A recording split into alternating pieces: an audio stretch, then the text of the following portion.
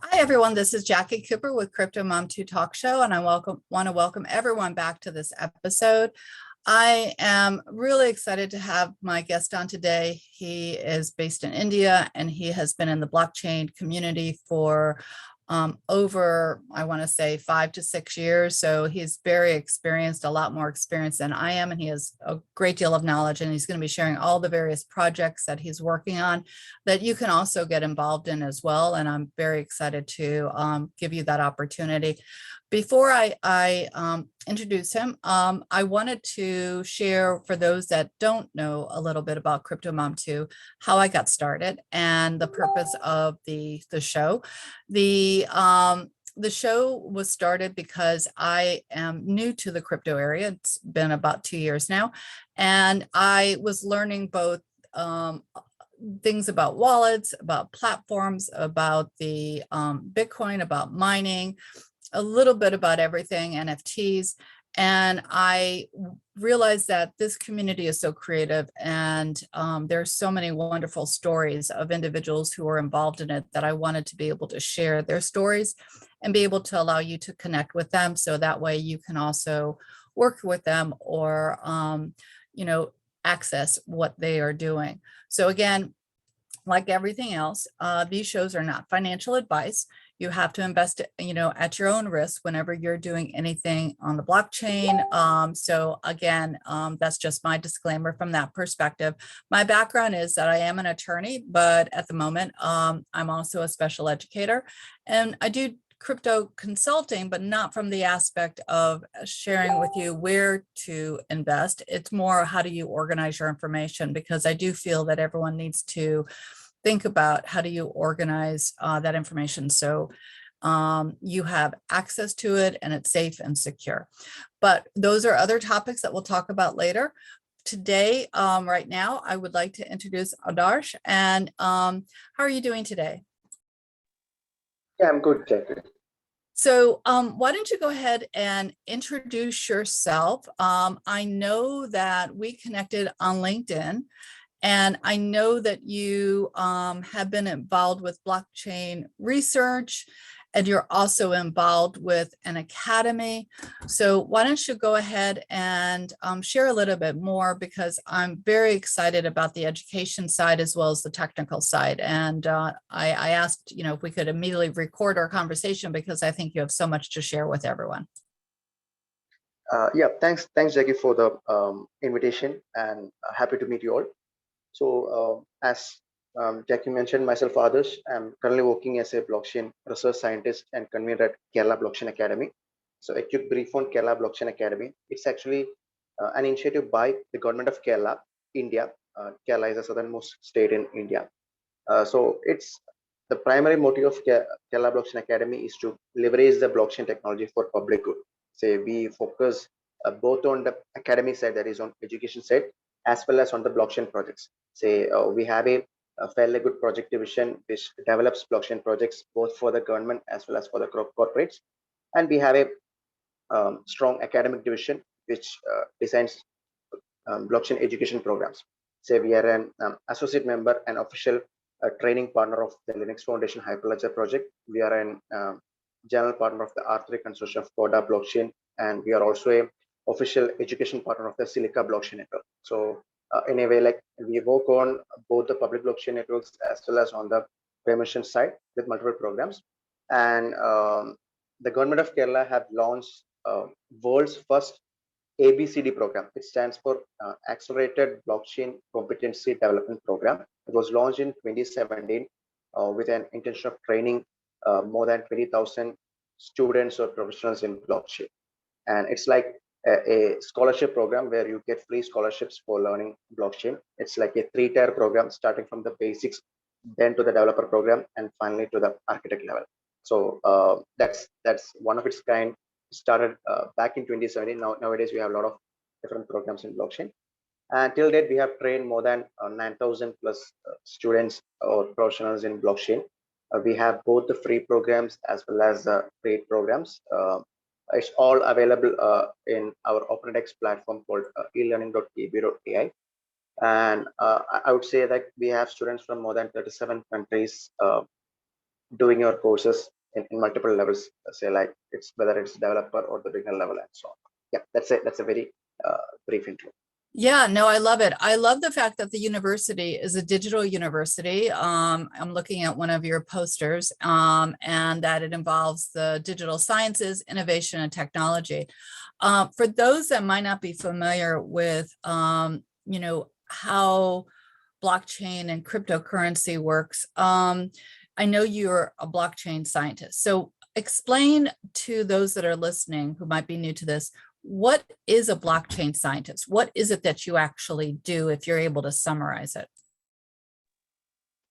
You mean my role in KBA? Yes, exactly. Yeah. So mostly onto blockchain research, say like the consensus mechanisms and other latest updates coming up. As you mentioned, like the NFTs, the DeFi, and all those kind of things, and also contributing the knowledge to the academic sessions. So like I'll be taking sessions, I'll be preparing the course content, and all those things happens. And on the project side, these expertise can be used in defining the project's motive, or how we can suggest new projects to the government as well as to the corporates and all. Say as I mentioned, we are funded by Bill and Melinda Gates Foundation, BIRAC, and many other government departments on multiple projects. So in a way, like we work with government on proposing different projects where blockchain have a huge scope. I know like blockchain is not the final answer for the world in multiple cases, but still blockchain can bring some revolutionary disruptions in many areas which require trust, transparency, traceability, and all, where government actually needs it, or many of the government projects needs it. So in that dimension, KBA worked as technical consultant to uh, multiple government departments. So, and I appreciate your sharing that information. So the university must have connections once someone graduates or goes through the various classes. Are you able to refer those students to companies that might need their support and their services? Yeah, exactly. So Kerala Blockchain Academy is actually a center of excellence under the Digital University Kerala, that is the Kerala University of Digital Sciences and Information Technology. It was very recently formulated by the government of Kerala. Earlier, it was Indian Institute of Information Technology and Management Kerala. It's called IITMK Kerala. So now we are a part of the Digital University, and where we also offer blockchain programs for the PG students as well as the MTech students and all. And we connect with the industry partners. Say like we have something called KBA Innovation Clubs. So KBA Innovation Club is nothing but we are running the innovation clubs in more than 50 member colleges, where we conduct free training programs, faculty development programs, webinars, and all those kind of things to make awareness to the students regarding the potential of blockchain, and also connect them to the right opportunities. Say like we are connected with many industry partners, so there are many internship opportunities, job opportunities, all those kind of things. So we don't run a specific placement cell, but we actually run an ecosystem where people can come and post their needs or jobs, and we can connect with the students who can actually work with them. So in a way, like I think with most of the MNCs in India or as well as abroad where they're working in blockchain, we have our students who got placed, say like in Ernst and Young, TCS, UST Global, ABB, and all those areas, and even in the blockchain companies like the EPNS and all, we have students who go to program. So if I compare in total, I would say like almost 57% of the entire students got placed, and the placement rate is high when it comes to developer programs. More than 80% of students got placement completing our developer programs, and for the architect program, the placement percentage is 100%. So like once you complete the architect program, it's a huge demand. So like you can't find good number of blockchain architects who knows the technology as well as the coding side and expertise in architecting the solution. So there we have almost 100% placement. Like if people are actually getting a good offers in that direction. I love it. I love it because as an educator, I believe that this is definitely a career path for now as well as in the future, and we need to develop those skills because commerce and business will be using all this technology to help with products and services. So I definitely appreciate everything that you and the university is doing. You had mentioned when we were talking that at times you have events and that there will be an event in December. I know the date hasn't been chosen yet, but do you want to share a little bit more about the event that will be upcoming? And for those that are listening, I will put in the block below both the e-learning link that you can go back to, as well as any other links related to the events, so that way you can participate virtually as well. So what's coming up in the December timeframe? Thanks for that query. So we have an international blockchain summit called Blockhash Live. We started it back from 2018 onwards. It was a physical event happening in the month of December, where we have the industry partners coming up with what is happening in the blockchain field, education partners coming up, the government coming up. So those people who are actually doing real life stuff in blockchain. It's not like we are going to come and teach what is Bitcoin or what is blockchain. It's like the real experience is what comes into it. And the government, industry, and the academia, all the three dimensions comes in. So from last year onwards, due to the pandemic restrictions, we are conducting it in the virtual mode. And this year also, it will happen in December. We are planning. We are in the planning phases. You can check the website. It is blockhash.live. You can see the past events. So last year, our event was sponsored by the Near Foundation. I think you know about the Near blockchain. So Near was our partner for the event. Previous to that, our partner was Alliance Technology. Alliance was a partner for our event like this. So it's one of the premier events in India in the blockchain space, and hope we can conduct it in a good fashion this year also. So definitely, everyone, I will be sharing both on my social media as well as LinkedIn, information as the event comes up, so that way you can connect in with that. For those that might not be aware, I know different countries have different policies about cryptocurrency, about Bitcoin, about technology. It sounds as if India is a leader in this area. What is their view about cryptocurrency and blockchain technology? It really sounds like they're very open to all the developments and the use of it. Yeah, so with regard to the blockchain technology, India is very keen on adopting blockchain technology. So we can see there are a lot of interesting projects coming up in India, and many companies already working in blockchain domain, say whether it is Infosys, TCS, Tech Mahindra, Alliance, and all. Even Alliance have the global blockchain research center in Trivandrum and all. And when it comes to public blockchain network, you can see like the Polygon or the Matic network actually was founded from India. It's actually a group from India itself. And even for the Solana also, there is a good community from India and all. And likewise in many other initiatives, we have a fairly good community. And in the permission side, say there is a good active community for the Hyperledger India chapter. Even we run the Hyperledger Kerala and Hyperledger Kochi chapter with a fairly good number of members. And same is the case with the R3 for the Coda blockchain. So a lot of banks are already a part of the R3 consortium. So blockchain is having a huge push both from the corporate side as well as from the government side.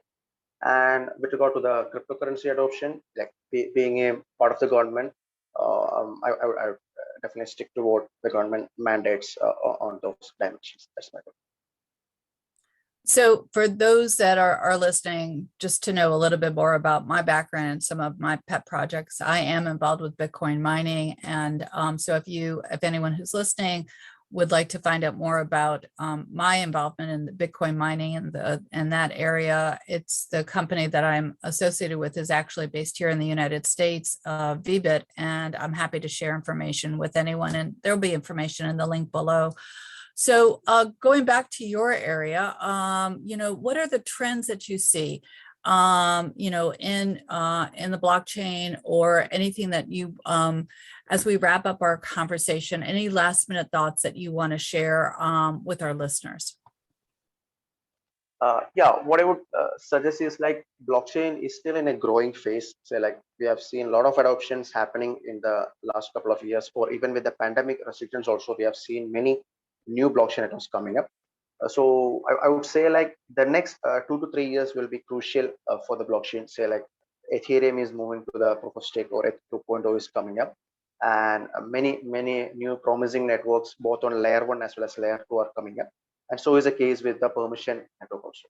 So keep updated yourself with the technology updates which are coming up. Like beyond cryptocurrencies, there are huge potentials happening in blockchain. Like the DeFi is coming up, NFT is coming up, DAOs is coming up. Like this, we can if you're going to talk on, we can talk into many different areas.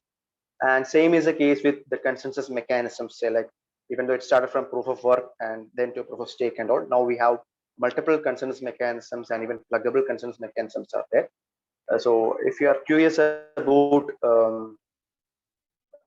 blockchain, or to be specific, if you are into cryptography, distributed computing, or the decentralized computing, blockchain will be definitely interesting for you.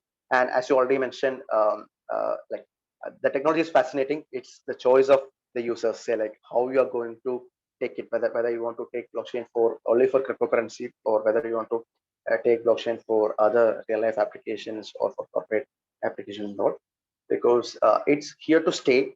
Blockchain is here to stay for long, and there is also good community support from almost all part of the world. So if you are a enthusiast in blockchain, or if you want to learn blockchain, don't consider like you are late into this field, because it's still an evolving field. Like you will never feel like you're late into this domain, because we are also still in a learning phase. Say what we learned in 2016 or 2017, most of them are outdated now. Like, we are also relearning the things. So feel free to enter the blockchain space if you love it, because I'm sure like if you're a technology enthusiast, you will definitely love this field, and you can also achieve greater heights in the blockchain domain. I agree with you. There have been so many developments from, even in the short time that I've been observing and researching and following. The growth has been phenomenal. And so I agree with you that this is a great time to step into it and be part of the wave that's happening and learning more about how blockchain can be used. And we need to level the playing field in terms of knowledge. We need to have more people aware of how to use the blockchain technology, in commerce and business, and just like you said. So I will have all of his links within the podcast block below. So if you don't have, paper and pen, don't worry, just come back to this episode. And I'll also update the links as events come up, and we'll do future episodes as well. I am really grateful that we were able to hop on and have our chat. Thank you so much. And I look forward to speaking with you again. Yeah, pleasure is mine, Jacqui. It was really great to talk with you, and thank you for inviting me to this great podcast. And I'd be happy to catch up later in a different episode and talk further. Thank you so much for the invitation. Thank you.